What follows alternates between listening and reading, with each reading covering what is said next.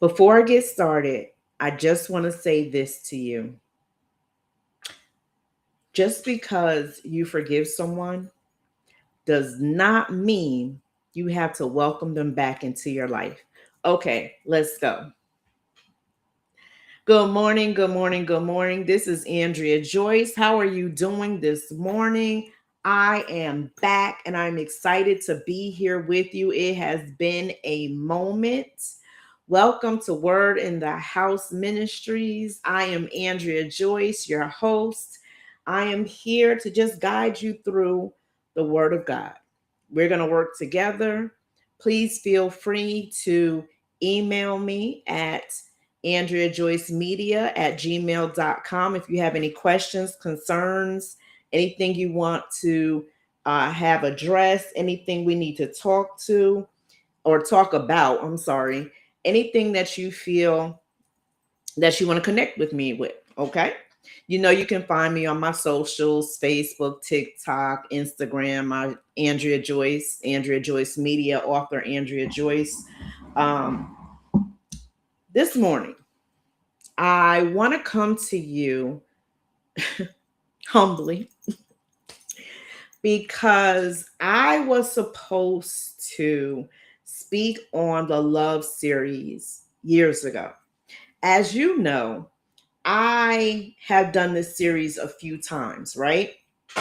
And having done this series, I thought I was done with it. But God gave it back to me a couple of years ago, and I was supposed to do it. I think I started, but I stopped. Distractions came in, all kinds of things were happening. So I didn't get to complete it. And if you know God like I know God, if you don't finish something, He is going to welcome you back in to finish it. So I'm glad and grateful for another chance to get it done. The other thing is when I do this series, I go in order of the scripture. Love is patient, love is kind, and it comes from First Corinthians 13. However, this time around, and maybe it's because of the season that I waited to do it in, God has me doing it differently. I'm not doing this in order of the scripture. I'm doing this in order of what God places on my heart to share with you. So forgive me. I would love to start it from the beginning, from the top, and go down. However, there is a pressing. And if you know anything about a pressing, you got to get that pressing out. Otherwise, it will sit with you and not allow you any rest or any sleep. That's a word for somebody. You got to keep pressing. You got to keep going. This is the season of pressing. I'm going to tell you, it may not always be comfortable. It may not always be ideal, but you need to press this season. All right. If you're with me, we're going to go a couple of places today, okay? I first want us to start with First Corinthians 13, verse 5, the B clause, and it says, love keeps no record of wrongs.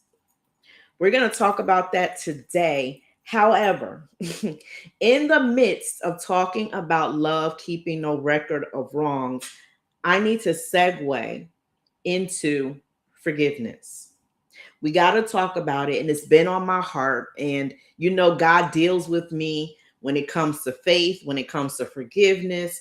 There are a couple of things that God just won't let me go of. He's like, I planted you here to talk about all kinds of things, but I definitely want you to focus on this. So I want to say to you today, let's talk about forgiveness for a moment before we get into the text and before we get into our points. Forgiveness, true forgiveness, which is what this is talking about. This scripture is talking about love keeping no record of wrongs. It is talking about forgiveness and the fact that when you really and truly forgive someone, you do not keep bringing it up to them. You do not keep bringing it up. Slick talk, subtext is none of that. You are done with it. Now, it does not mean you don't have feelings about it. It doesn't mean you don't remember it, but you don't keep bringing it up to the person who has wronged you, the person who has disappointed you, the person who has let you down, the person who has done whatever they have done directly or indirectly. You have made a wash of it. Think about it when God forgives you. God truly forgives you. He doesn't forget, but he doesn't remind you. He doesn't hold you to make you feel guilty. He doesn't make you feel bad about yourself. He doesn't make you second guess yourself. He doesn't make you shuck and jive and do dances to make him happy and laugh at you. He doesn't perform like that. He doesn't move like that. So I want to say to you today, when you truly forgive somebody, you will not bring it up even when it reminds you, or they do something that reminds you of the very thing you have forgiven them for. Can I tell you that? Even when there comes a point in time where they start to move in a manner like they moved before and they hurt you, you don't say, don't you do that. Because you remember last time you did that, you broke my heart and this happened and that happened and the other. No, you give them rope and allow them to move in the manner that they're going to move in. Here's something too. When you come out of one relationship, you're supposed to heal, right? And when you go into another relationship, you're not supposed to bring the baggage from your past relationship into your new relationship. Do you know why? Because Johnny is not Jimmy. Jimmy may have broken your heart and done A, B, C, all the way through Z and hurt you, but that doesn't, and I hope I said Jimmy because Jimmy is the one. Johnny had nothing to do with you and Jimmy. He wasn't around, he didn't do it. It's not on him.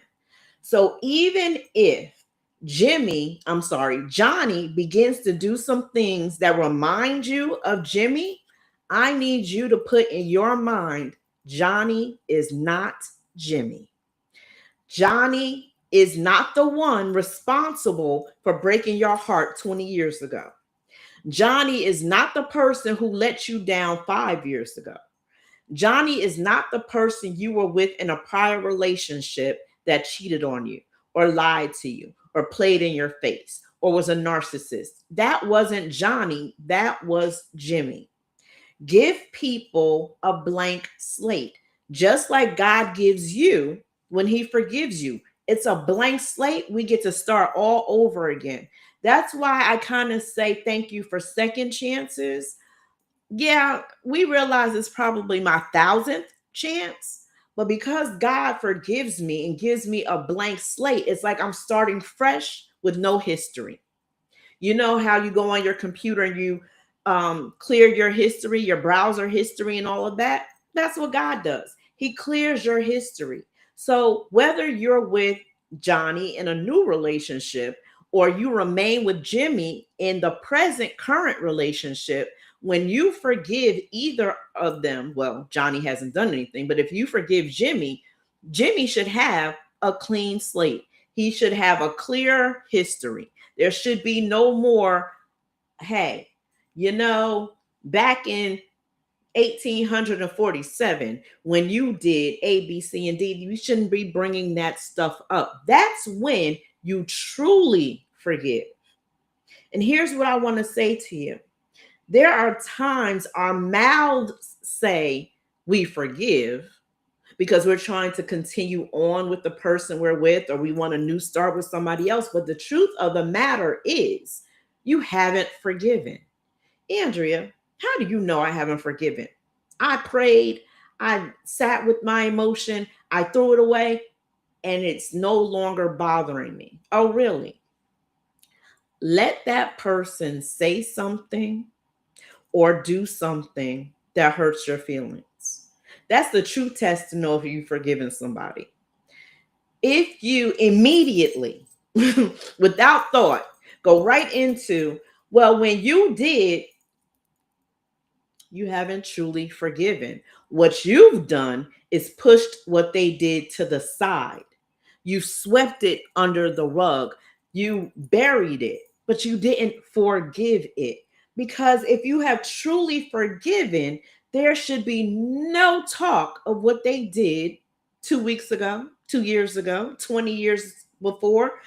That should be a brand new conversation. Yeah, you'll remember, hey, I got to be careful because I know there's a possibility that this could happen, but I'm not going to guarantee it. I'm going to let them have it. I am going to trust that when they ask for forgiveness, they are not going to do to me what they did last time. Okay? That's one thing. The other thing I wanted to say is what I said in the beginning. Just because you have forgiven someone does not mean that you allow them back into your life in the same position. You may have seen me post, just because I forgave you and you have the title doesn't mean you have the same position. See, we have titles, right? Sometimes you could be supervisor, that could be your title. Husband could be your title. Sister could be your title. Cousin could be your title. But just because you have those titles does not necessarily mean you have that position. Andrea, what do you mean? If I separate myself from you, you are no longer my husband, my supervisor, my sister, my cousin, my whoever. If there's distance between us, you might still have the title, but you don't have the position. You're not in position in my heart to hurt me the way you did before. You're not in the position to be in my stratosphere, my atmosphere, my neighborhood like you were before. Because when you hurt me, one thing was clear to me: you have the possibility of hurting me again. And though I may forgive you and never bring up what you've done, don't remind you of it, don't talk about it because it's forgiven, I'm not going to entrust you to the heart space you used to have. And that's what a lot of people get mixed up with. Forgiveness is not reconciliation. Forgiveness means I am not holding you to what you did. I am going to let it go. I am going to allow it to wash away. I am going to allow you a clean slate. I am going to allow you a clear history. However, though I've forgiven you, I'm not going to reconcile with you, meaning you can't break bread with me anymore. We're not going to be on the phone chit chatting like we used to. I'm not going to share my secrets with you like I used to. I am not going to allow you the space, the resources, the tools, or the time to be in position to do to me what you've done to me previously. Forgiveness, reconciliation, two different things. Every person you forgive, you do not have to reconcile with. But the Bible calls us to forgive everybody. Okay? I want you to be clear. Are we clear? Just because I forgive you does not mean I am reconciling with you and you can be in my presence. You cannot sit at my table. Remember, doesn't it say something about he prepares a table before your enemies? Well, some of those enemies that get to see the table but don't get to sit at the table were once people who were close to you, were once people who you loved and had in position in your heart. They had the position but somehow fell off. So now, even though they can see you being blessed, even though they can see your table is full and filled, they can no longer partake of the blessing or the food or the whatever it is because they are no longer reconciled with you. Okay? I just want us to be clear because there are going to be people who say, well, I forgave them, but what? I forgave them, but every now and again, I remind them of what they did to me so they'll know I was hurt. Baby, you haven't forgiven. There are times where you forgive somebody in word only. And there's nothing wrong with that because forgiveness is a process. Can I share something with you really quickly? Because I don't want to take too much more time. It took me over 30 years for me to forgive my biological father. The hardest part of forgiving him was him continuing to do the things that kept hurting me. Isn't it hard to forgive someone when they keep doing to you what they were doing in the first place? You want to forgive them, but they doing the same thing over and over and over and over again. And you're looking at them like, I'm trying to forgive you, but how can I? Or do you find it hard to forgive someone because they're not sorry? They're not repentant. They never came to you and said, I apologize for what I did to you. I know I hurt you. I'm so sorry for how I moved, how I went about doing this or that. I'm here to tell you that forgiveness is not for the other person. Forgiveness is for you. Forgiveness is to allow you to release them. Don't you know when you're not forgiving, when you have unforgiveness and art and anger, it allows you to become bitter. It allows you to have resentment. It allows you to have rebelliousness. It allows you not to sleep at night, not to eat. And mind you, while you're having all this negative emotion and negative feelings and negative outcomes, that person is skipping along, do, la da da da da, not thinking about you. And sometimes that's the worst part. They're living their lives la vida loca while you sitting here. I'm mad. I'm angry. I don't trust nobody. Looking like you were dipped in lemon sauce. Oh, not lemon sauce. I'm thinking about lemon pepper wings. Lord have mercy. Lemon juice. And they're living their lives. So I want to say to you today, forgiveness is required by God. He asks us to forgive everybody. And if you need help forgiving, talking to God is one of the best resources in helping you to forgive.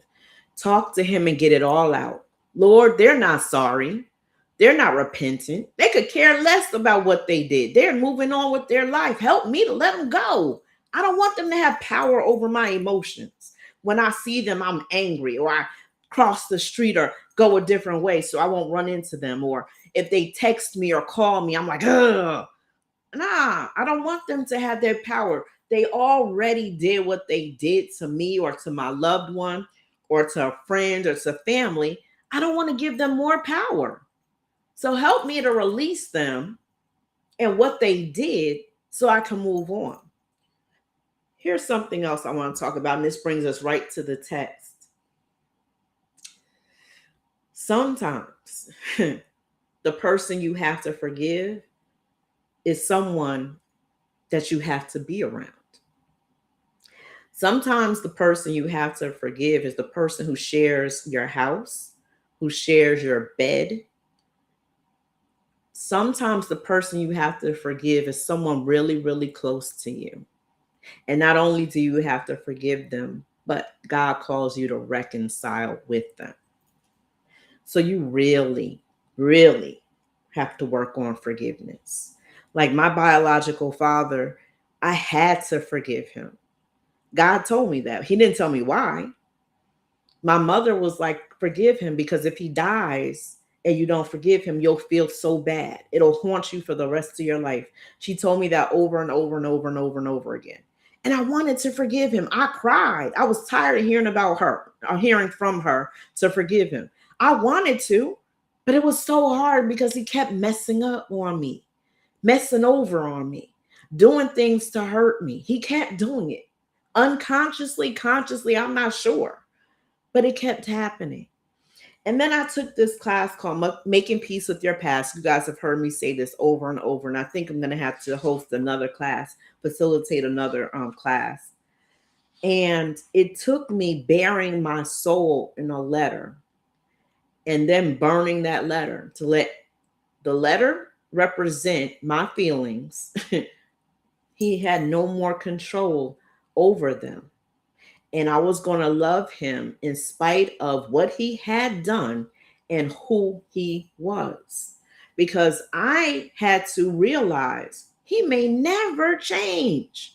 That leopard may keep his, I'm about to say stripes, his spots for the entirety of his life. What am I going to do? Am I going to be the bitter person that keeps bringing it up, keep holding on to anger, disappointment, let down, all those feelings, bitterness, resentment? Or am I going to let them go, realizing he's never going to say I'm sorry, realizing he doesn't even understand? And can I add this? There was a point in time I went to him to talk about it because I really, really wanted to forgive him. So I went to him to talk about it, called him on the phone because, as you know, he was a real yo-yo in my life, in and out, up and down. You know what I mean? And I called him and he actually answered the phone. So I was like, oh, serendipity. Let me get it out right here, right now. This is the perfect chance. And he said to me, I don't want to talk about that. I can't handle that. And hung the phone up on me. So now I had all this unforgiveness. I had all these feelings of resentment and bitterness. Let's add it onto it that now you don't want to talk about it. You caused this. You're the adult. You're the grown up in this relationship. I'm coming to you to say you hurt me and I want to forgive you. So let me just get this off my chest. And you want to say, I don't want to talk about it. I don't want to talk about it. So now I have to forgive those words plus all your actions and activities. It wasn't easy, but it was doable. But it took time and it took constant prayer, constant confession, constant honesty to God. Like, I want to forgive him. But it wasn't until I listed out everything he did as if he were standing in front of me. I had a conversation in a letter as if I was talking to him.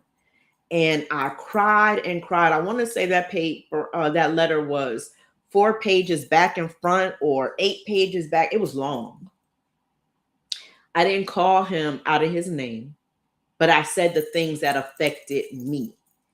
What he did or said or didn't do or didn't say that affected me, all the way down to the men that I chose to date and or marry because of my unresolved feelings for him. Didn't blame him for my choices, but I let him know the reason that I kept choosing wrong was because of my unresolved conflict with him. And I refused to do it any longer. So I gave it all to him. Take it back. I don't want it. Never talked to him about it, but the crazy thing is God will test you. And maybe a year or two after I wrote that letter, he in his lifetime, my biological father had 3 strokes. I'm sorry, 2 strokes, 3 heart attacks. The last heart attack took his life. But I had to come in when he was suffering because I was his only child and, do the paperwork, make sure he was set up right. If I had not forgiven him, there's no way I would have been able to do it. Not only that, had I not forgiven him, they would have never had the contact information for me. So there would have been no way for them to reach me. But it's because I was in his life that they were able to get in touch with me. And because I had forgiven him, I was able to take the steps necessary to make sure he was taken care of. And then later life, he did ask me to forgive him. As a matter of fact, every single time I talked to him, he would cry and ask me to forgive him. And I said, Dad, I forgave you years ago. You do not have to bring it up. But it was the guilt that he felt because I didn't bring it up. I never talked about it. I never mentioned it. Once I had that one shot to try to talk to him and he said he didn't want to, never brought it up to him again. Never said a word. All I kept saying is, I love you. That's it. And when he would say, I want you to forgive me, I would say, you're already forgiven. There's nothing you have to say. You don't have to apologize. You're forgiven. It's already done. So, great segue into what we're talking about today. And if you are with me, 1 Corinthians 13, verse 5, the D clause, love keeps no record of wrongs. And I want us to go into a story where this is showed so clearly, or shown so clearly, and that's the book of Genesis. If you have your Bible, please turn to Genesis, the 45th chapter, and I'm going to read verses 1 through 15 for you very quickly. I'm reading out of the New Living Translation. You can read out of King James. Anyone that you have, the story is the same. Joseph could stand it no longer. There were many people in the room, and he said to his attendants, out, all of you. So he was alone with his brothers when he told them who he was. Then he broke down and wept. He wept so loudly the Egyptians could hear him, and word of it quickly carried to Pharaoh's palace. Verse 3, I am Joseph, he said to his brothers. Is my father still alive? But his brothers were speechless. They were stunned to realize that Joseph was standing there in front of them. Please come closer, he said to them. So they came closer, and he said again, I am Joseph, your brother, whom you sold into slavery in Egypt. But don't be upset, and don't be angry with yourselves for selling me to this place. It was God who sent me here ahead of you to preserve your lives. This famine that has ravished the land for 2 years will last 5 more years, and there will be neither plowing nor harvesting. God has sent me ahead of you to keep you and your families alive and to preserve many survivors. So it was God who sent me here, not you. And he is the one who made me an advisor to Pharaoh, the manager of his entire palace and governor of all of Egypt. Now hurry back to my father and tell him, this is what your son Joseph says. God has made me master of over all the land of Egypt. So come down to me immediately. Verse 10. You can live in the region of Goshen, where you can be near me with all your children and grandchildren, your flocks and herds, and everything you own. I will take care of you there, for there are still 5 years of famine ahead of us. Otherwise, you, your household, and all your animals will starve. Verse 12. Then Joseph added, look, you can see for yourselves, and so can my brother Benjamin, that I really am Joseph. Go tell my father of my honored position here in Egypt. Describe for him everything you have seen, and then bring my father here quickly. Weeping with joy, he embraced Benjamin, and Benjamin did the same. Then Joseph kissed each of his brothers and wept over them. And after that, they began talking freely with him. Okay, so let's get into it. Love keeps no record of wrong. Grace was demonstrated. You know the story of Joseph. If you don't, I want you to go back. I think it starts in, chapter 30? Don't quote me, but I believe his story does start in chapter 30 of Genesis. You know, I'm going to look it up before we're done today. You'll see everything he went through. He was one of 12 brothers. Well, at the time, 11, because I don't believe Benjamin was born yet. Or if he was really young. He was one of 12. And his brothers were jealous of him. He and Benjamin came from Jacob and Rachel. The other brothers came from various other women, Leah being one of them. Rachel was Jacob's favorite wife. He loves her beyond reason. And you know the story. We're not going to keep going back, but beautiful love stories, right? So he favored Joseph. The brothers would be out. Joseph would be more kept in with the father, with the mother, learning, book smart, doing those kind of things instead of being out herding and shepherding and all the other things that his brothers did. So there was already a problem. In that, his father gave him a coat of many colors, and he had not given the other brothers a coat of many colors. So there was jealousy there.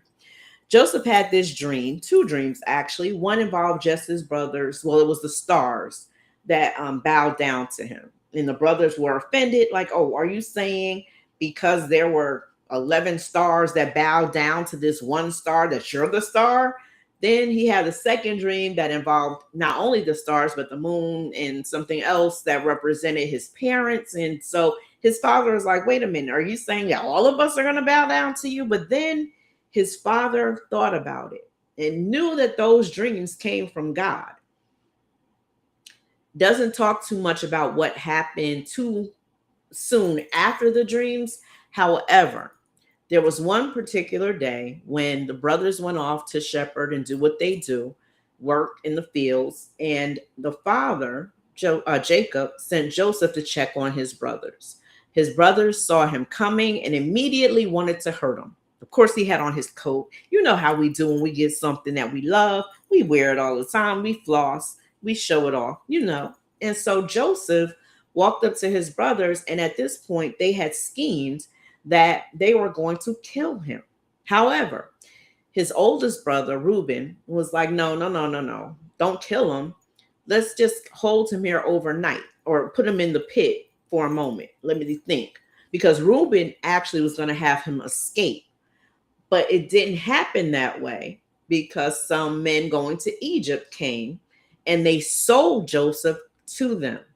When they realized what they had done after they stripped him of his coat, they realized they were going to be in trouble with their father. So they needed to come up with this plan to make everything okay. So they killed an animal, dipped Joseph's coat in it, lied to their father and said, hey, an animal killed Joseph. You no longer have a son. Wham, wham, wham, boo hoo. That was not really what happened, but that's what they sold their father. So, of course, Jacob was distraught, ripped his garments, and went into immediate mourning over his son. Meanwhile, Joseph was taken to Egypt, sold to the Egyptians, made a slave. Boy, this is a long story. Y'all better read because this is one of the, I'm telling you, the Bible is like the best soap opera on the planet. Trust when I tell you. Okay, where are we? He was sold into slavery, but he did well, right? And so he was given a promotion to be over the other slaves. Then Potiphar needed help. Joseph went into Potiphar's house as a leader there. And Potiphar's wife was attracted to Joseph because Joseph was a handsome man, young man, and tried to bed him. He was like, no, no, I'm good. I don't want that life. I have respect for my supervisor. I'm not going to do this to him. So she lied on him, said that he raped her. He ran so fast, he ran out of his jacket. It ripped. So she was like, see, here's proof. I have his clothing. I fought him off. So now Potiphar is angry. There's so many stories that I want to talk about when it comes to Joseph, but we'll get to that in time, future time. But right now we're just trying to get a summary of what's happening. So she told Potiphar a lie. Potiphar, for some reason, believed it, threw Joseph in jail. Joseph was in jail. Whew, boy, those accusations, man, can cause problems. Be careful of lying on people. Be mindful. Be mindful. That's all I want to say about that. Joseph is in jail, pretty much forgotten about until two men are placed into jail, sentenced to spend time in jail. I remember one is a baker, right? And one was the cup holder. I forgot his official title, but he is the one that would sip to make sure that there was no poison for the king. And Joseph had a dream about the two of them. Or they had a dream. I'm sorry. Boy, I'm about to mix up the story. Joseph interpreted their dreams. One was going to go back to the castle to serve the king, and the other one was going to be beheaded. So the one that was going back to serve the king, I believe it was the cup holder, he said to him, "Don't forget me. When you go back to the kingdom, tell them about me. Tell them I'm innocent. Tell them I helped you. Tell them something. Just get me out of here." And he was like, "Of course, I'll never forget you." And what happens that always happens to us when we say we're going to do something later? We forget.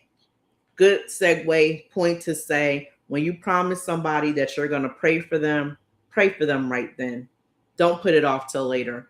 Later sometimes never happens because we get so caught up in our day, so caught up with distractions and just regular life, we forget. So if you tell somebody you're going to pray for them, my habit now is to pray right then. Even if I don't do it out loud, even if it only lasts 10, 30 seconds, pray. Okay, let's continue moving. So he gets back to work, forgot all about Joseph, didn't think about him until Pharaoh had a dream.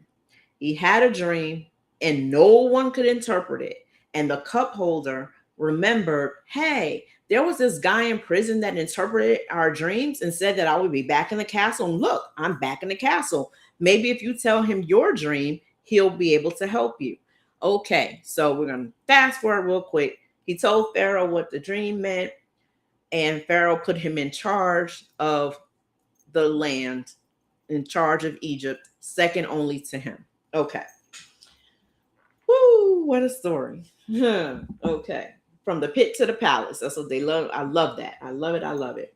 Anyway, in that story, all the things that his brothers did to him, Joseph showed grace in verse 15. In verse 15, let's go to it. He says, then Joseph kissed each of his brothers, the Bible says. Then Joseph kissed each of his brothers and wept over them. And after that, they began talking freely with him. Joseph gives his brothers grace. He doesn't send them to jail. He doesn't beat them, whip them. He doesn't restrict them from the land. He doesn't have them to starve. He doesn't do to them what they have done to him. He gives them grace. He cries. He kisses them. He welcomes them in, and they begin talking freely. So we can imagine what that conversation was like. It could have been, this is what you've missed all these years. He could have told them the story of everything he had been through, not to make them guilty, but just to show them, this is why I am where I am. Here's my family, anything. But they were freely able to talk.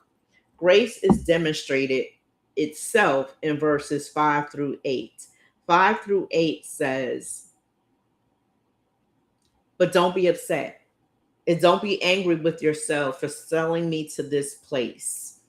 It was God who sent me here ahead of you to preserve your lives. This famine that has ravaged the land for 2 years will last 5 more years, and there will be neither plowing nor harvesting.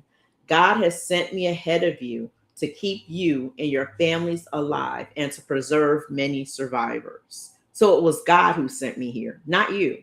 And he is the one who made me an advisor to Pharaoh, the manager of his entire palace and the governor of all of Egypt. So this is grace demonstrated. Not only did he say it's not your fault, but Joseph also showed them how God was the one who manifested where he was. There are times when people are going to do things to you, and it's for a greater good. And even as you're not recording the wrongs, repeating over and over and over, that's why I like to think of recording as, you remember when back in the day we used to have cassette tapes and we would put them in our boom box or our radio, and we would record things on the radio, songs we wanted to hear and play, and we would press play, then rewind, play, rewind, play. We do not record. It keeps no record. But not only does it keep no record, it doesn't keep recording and pressing play, rewinding, pressing play, rewinding, pressing play. That's what I like to think of when I think of this scripture, when it talks about keeping no record of wrong. Don't keep rewinding what people doing and rehearsing it to them. Don't keep rewinding and playing it back to them. They know what they did. And even if they don't apologize, they still know what they did. But if you have truly forgiven them, you won't keep pressing play, rewind, pressing play, rewind, pressing play. You will release it. You will let it go. Um, Joseph told them, don't beat yourselves up. Don't blame yourselves. Feel no guilt because there was a bigger plan at stake.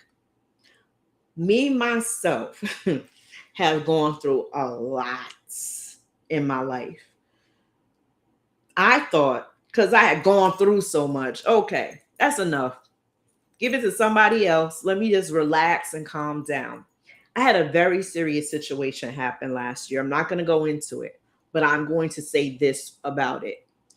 It was the toughest situation I have ever faced, and I've been through some storms. You know it. I talk about it. I wrote it in a book, The Storms That I've Been Through. This was the worst storm out of everything I've been in. And it caused me to sink low, to go low, to hit rock bottom. It caused me to hit rock bottom in every area of my life, including spiritually. And I was angry, hurt, upset, depressed. I wanted vengeance. Oh, it was so much. Then God came in, as he does, and had a conversation with me. And he said, I need you to see the bigger picture. There was a reason what happened had to happen. And it had to happen the way it did because I have something bigger for you to do. Now I'm sitting here broken, depressed, beat down, beaten, just rock bottom. And I'm looking up at God like, what? You allowed this because you had something for me to do, something for me to gain, something for me to learn. Whoo, what a lesson. But I want to share that part of it to tell you that there are times things happen to you because there's something bigger involved. And if the situation did not happen the way it happened, you would not be aligned for that situation.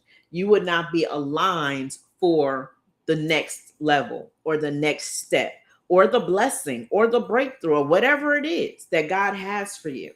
So even though you want to crucify the person or people or the situation, sometimes you have to sit back and say, okay, I would have rather it not happen like this, but I'll respect what happened because I realized there was something bigger at play. Now, let's get to the points of this. Number one, remember, our subject is love keeps no record of wrongs. Number one, in order to release a grudge, you must show your heart. Woo, in order to release a grudge, you must show your heart. Let's look at verses 1-3. Joseph could stand it no longer. There were many people in the room, and he said to his attendants, out, all of you. So he was alone with his brothers when he told them who he was. Then he broke down and wept. He wept so loudly the Egyptians could hear him, and word of it quickly carried to Pharaoh's palace. I am Joseph, he said to his brothers. Is my father alive? But his brothers were speechless. He had to tell them not only who he was, because he looked different when they saw him last. He was a teenager. Now he's a grown man. Not only did he tell them who he was, but he got emotional in front of them. He wept.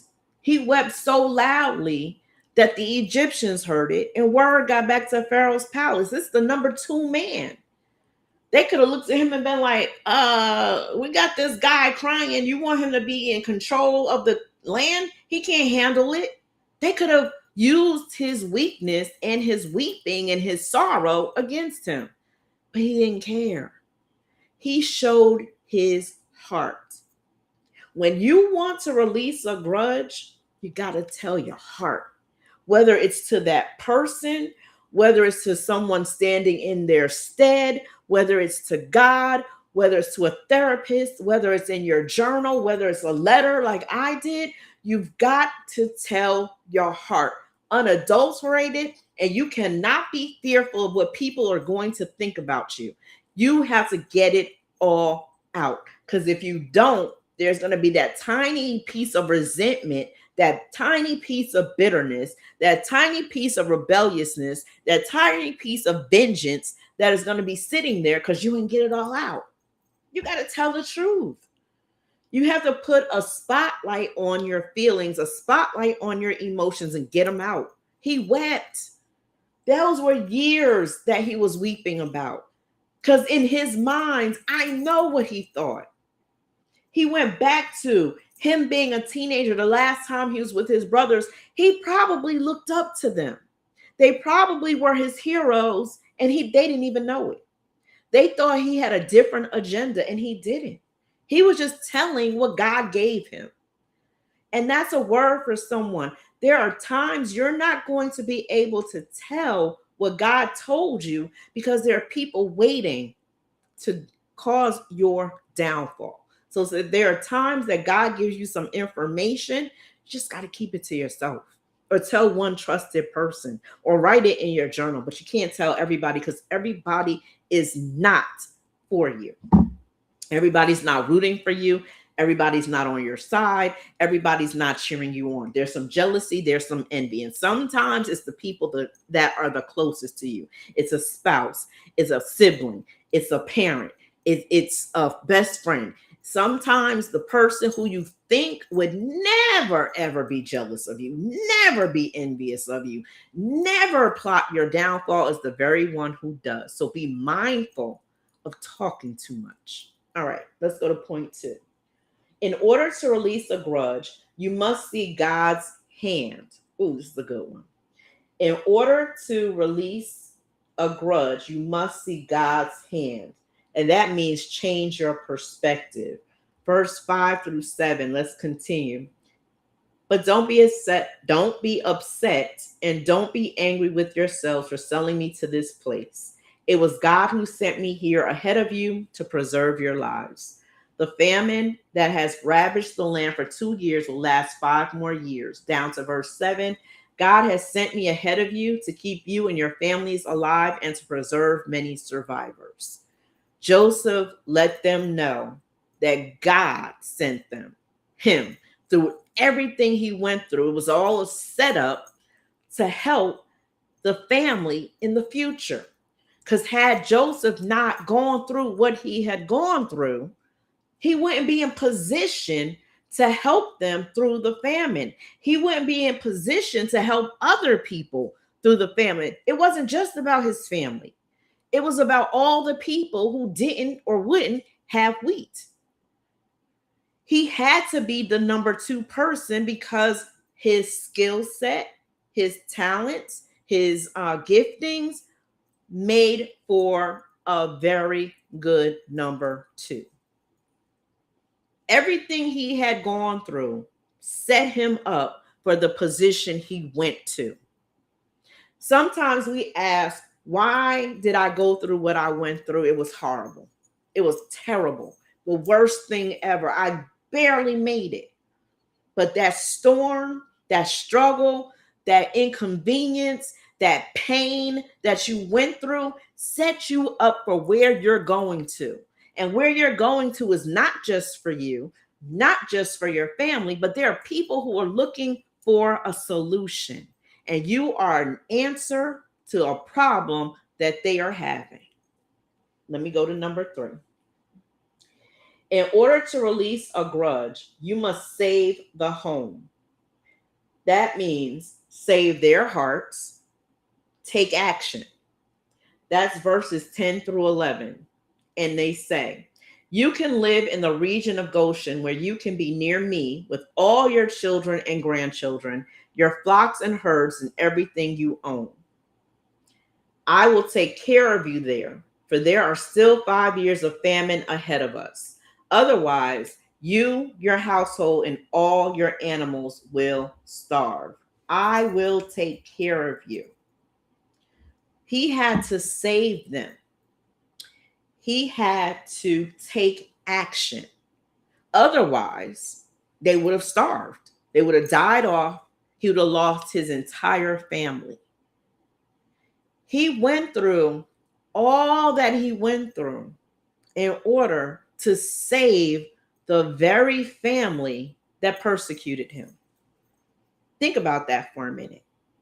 They did all this stuff to Joseph, lied on him, took his coat. They robbed him like he was not a relative, robbed them of something that was given to him by their father, dipped it in blood of an animal, lied to their father, broke their father's heart. I mean, they had to look at their father, mourning, weeping day after day for his son, knowing they caused those tears, knowing they did wrong.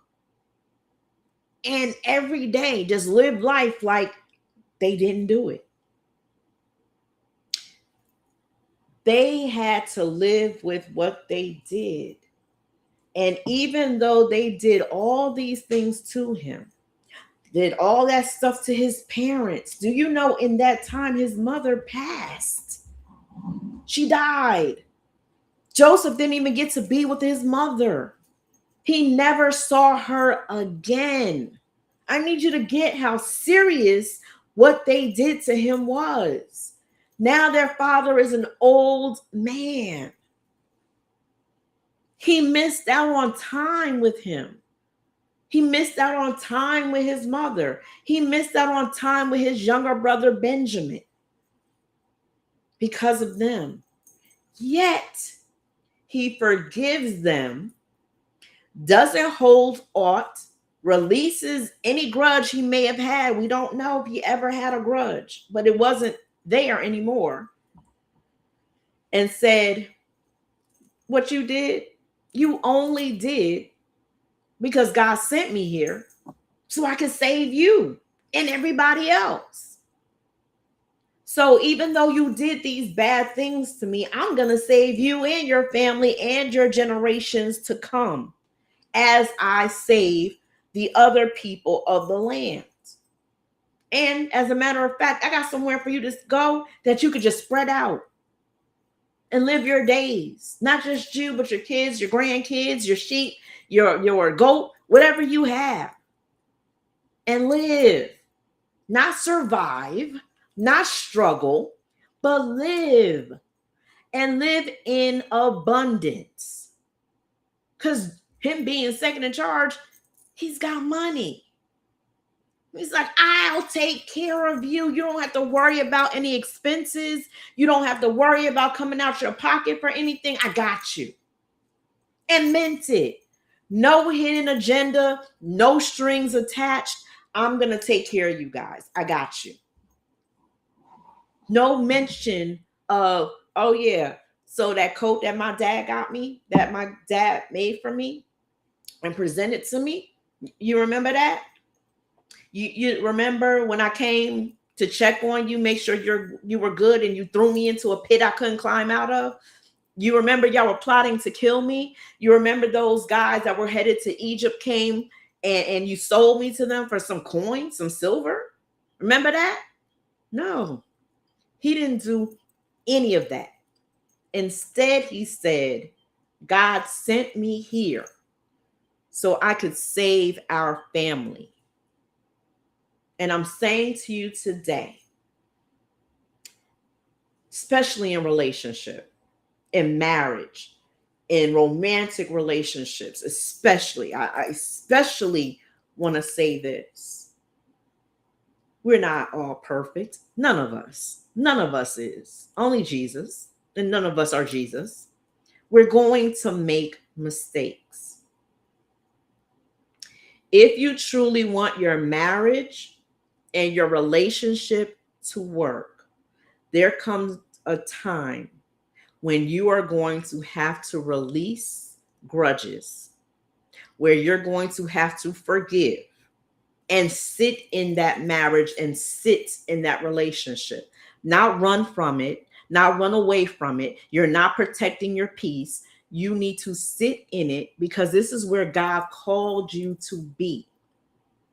There are some relationships and some marriages God called you to be in and to sit in and to grow in because you are there to save each other, or you're there to save him, or he's there to save her, however it goes. But if God called you to be together,